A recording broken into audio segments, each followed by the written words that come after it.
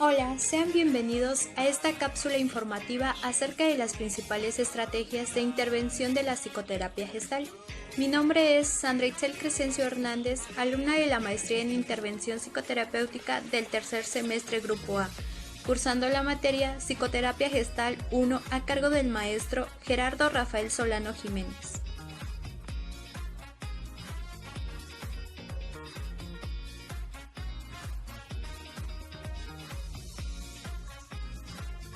Es una psicoterapia que se centra más que nada en trabajar con el paciente y sus experiencias. Uno de sus grandes precursores es Peirce y también Gottman. La terapia gestal trabaja con el aquí y el ahora de las personas, es decir, que se enfoca más en los procesos que en los contenidos.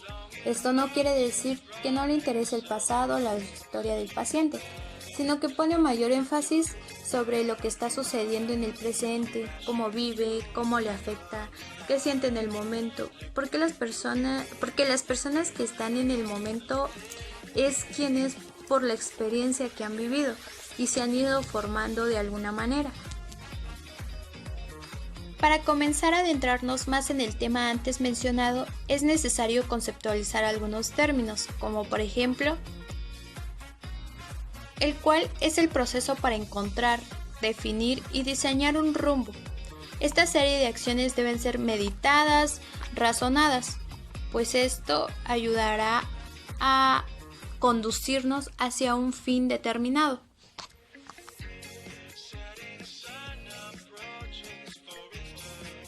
Otra de ellas es lo que conocemos como técnica.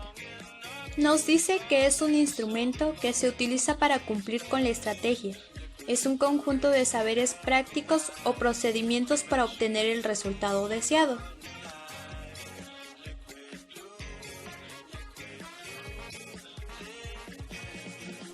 Asimismo, nos menciona la táctica. Bueno, bien, hablaremos de las técnicas gestálticas. Se utilizan respetando el momento existencial del paciente y aplicando el proceso secuencial del ciclo gestal de Salama. Es importante saber que toda técnica expresiva implica una técnica supresiva y viceversa. Están las expresivas, como bien dicen, se aplican para expresar lo que se está suprimiendo. Esto se hace por medio de algunas técnicas. Vamos a conocerlas.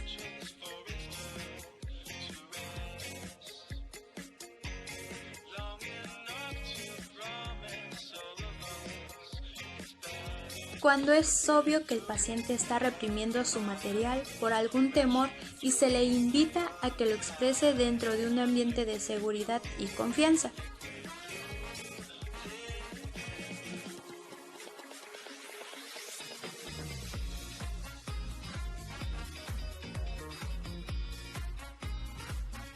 Esto más que nada se aplica cuando la persona no termina la idea que está expresando y se detiene o hace un cambio de tema.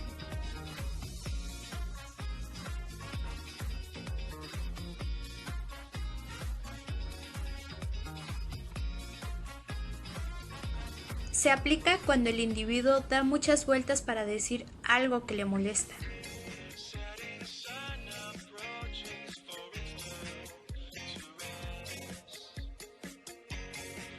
Se utiliza para que el paciente, al ponerse en el lugar de la persona ausente con quien tiene alguna molestia, comprenda lo que haya dicho o hecho.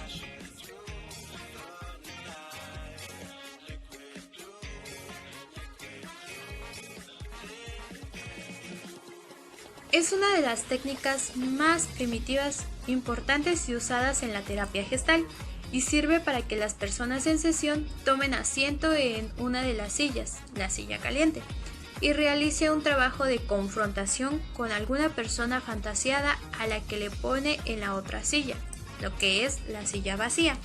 Aquí lo importante es rescatar lo proyectado por el paciente.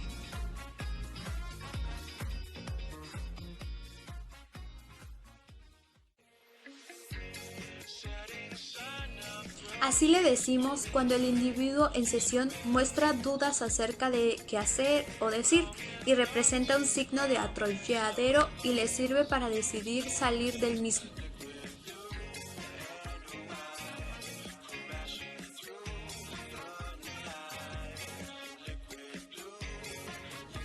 Aquí la técnica es preguntarle al paciente, ¿qué es lo mejor que te puede pasar si haces o dices lo que temes? Esta frase puede repetirse tantas veces como sea necesario hasta que la persona reúna valor para resolverlo.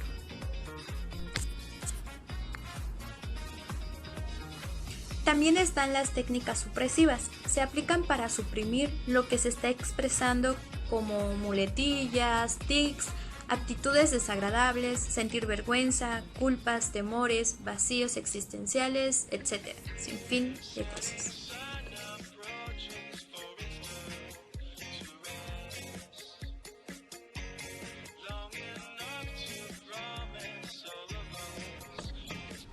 Se hace un rastreo para saber los antecedentes de su sensación. Se le pregunta en qué parte de su cuerpo lo siente y se le facilitan dos procesos.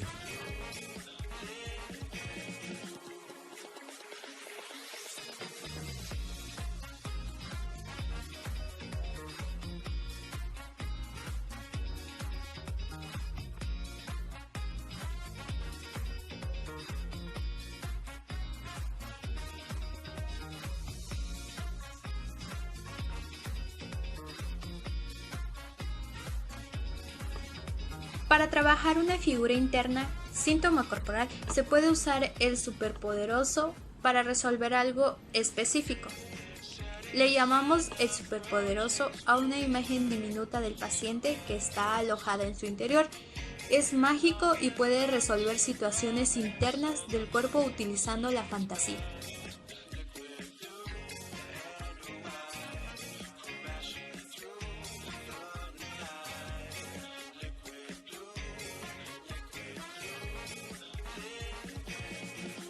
Asimismo, está la silla vacía, silla caliente y silla integradora, una de las técnicas más conocidas, como ya les había mencionado.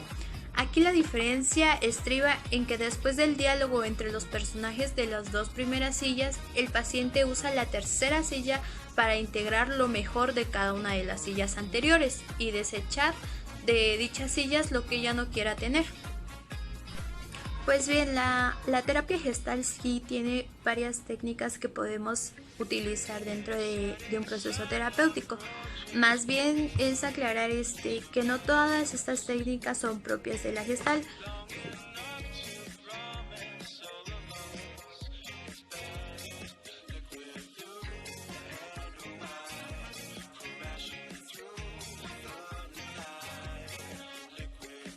La terapia gestáltica constituye una versión integrada de la fenomenología y el conductismo.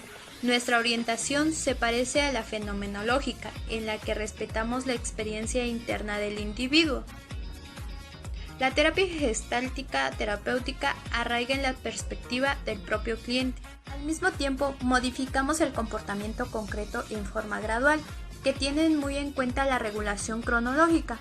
En consecuencia, una característica excepcional de la terapia gestáltica reside en que pone el acento en la modificación del carácter de la persona durante la situación terapéutica misma. Cuando esa modificación sistemática de la conducta nace de la experiencia del cliente, le llamamos experimento. El cliente se convierte en el principal empresario de su experiencia de aprendizaje. Ayuda a establecer en qué forma será abordado un problema y actúa sobre su propio juicio acerca de la forma en que será ejecutado el plan. El experimento creativo, si funciona bien, ayuda a la persona a saltar hacia una nueva manera de expresarse, o por lo menos la lleva hasta los confines, los bordes de punto a partir del cual ella necesita crecer. El experimento es una herramienta, una manera de trabajar con una persona por medio de la experiencia. Llamamos a la psicoterapia dialogal a la terapia que se centra en el encuentro entre el terapeuta y sus clientes. Antes es necesario referenciar a Martin Buber y a Maurice Friedman, ya que el primero desarrolló una posición dialógica o dialogal del existencialismo, mientras el segundo es el principal promotor de la psicoterapia dialogal basada en los principios buberianos.